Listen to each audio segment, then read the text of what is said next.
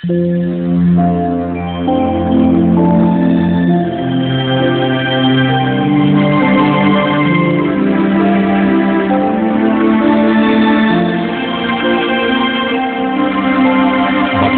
ang bumabasa at ang nangakikinig ng mga salita ng hula at tumutupad ng mga bagay na nasusulat doon, sapagkat ang panahoy malapit na.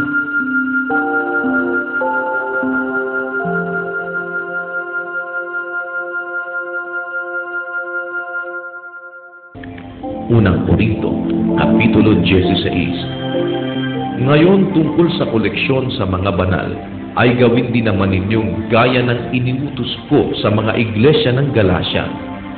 Tuwing unang araw ng sanlinggo, ang bawat isa sa inyo ay magbukod na magsimpan, ayon sa kanyang iginiginhawa, upang huwag nang gumawa ng mga ambagan sa pagpariyan ko.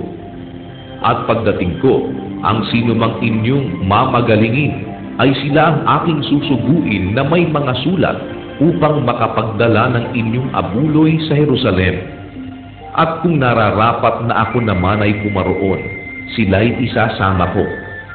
Ngunit ako'y paririyan sa inyo pagkaraan ko sa Macedonia, sapagkat magdaraan ako sa Macedonia. Datapwat marahil ako'y matitira sa inyo o makikisama sa inyo sa taginam, upang ako'y tulungan ninyo sa aking paglalakbay saan man ako pumaroon. Sapagkat hindi ko ibig na kayo'y makita ngayon sa paglalakbay, sapagkat inaasahan kong ako'y makikisama sa inyong kaunting panahon kung itutulot ng Panginoon. Datapwat ako'y titigil sa Efeso hanggang sa Pentecostes, sapagkat sa akin ay nabuksan ang isang pintuang malaki at mapapakinabangan at marami ang mga kaaway. Ngayon kung dumating si Timoteo, ingatan ninyo na siya'y mapa sa inyo na walang pangamba, sapagkat ginagawa niya ang gawain ng Panginoon na gaya ko rin naman. Sino man nga ay huwag kumamak sa kanya, kundi tulungan ninyo siyang payapa sa kanyang paglalakbay, upang siya'y makaparito sa akin, sapagkat inaasahan ko siya'y kasama ng mga kapatid. Ngunit tungkol sa kapatid na si Apolos, ay ipinamanhik ko sa kanyang malabis na siya'y pumarian sa inyong kasama ng mga kapatid, at sa anumang paraan ay hindi niya kalooban na pumarian ngayon, ngunit paririyan pagkakaroon niya ng panahon. Magsipag-ingat kayo, magpakatibay kayo sa pananampalataya, kayo'y magpakalalaki, kayo'y magpakalakas. Gawin ninyo sa pag-ibig ang lahat ninyong ginagawa. Ipinamamanhik ko nga sa inyo, mga kapatid, nalalaman ninyo na ang sangbahayan ni Estefanas ay siyang pangunahing bunga ng Akaya at nangagsitalaga sa paglilingkod sa mga banal, na kayo'y pasakop naman sa mga gayon at sa bawat tumutulong sa gawa at nagpapagal.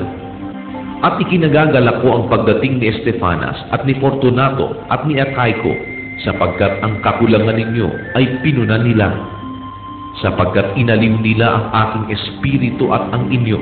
Magsikilala nga kayo sa mga gayon. Binabati kayo ng mga iglesia sa Asia.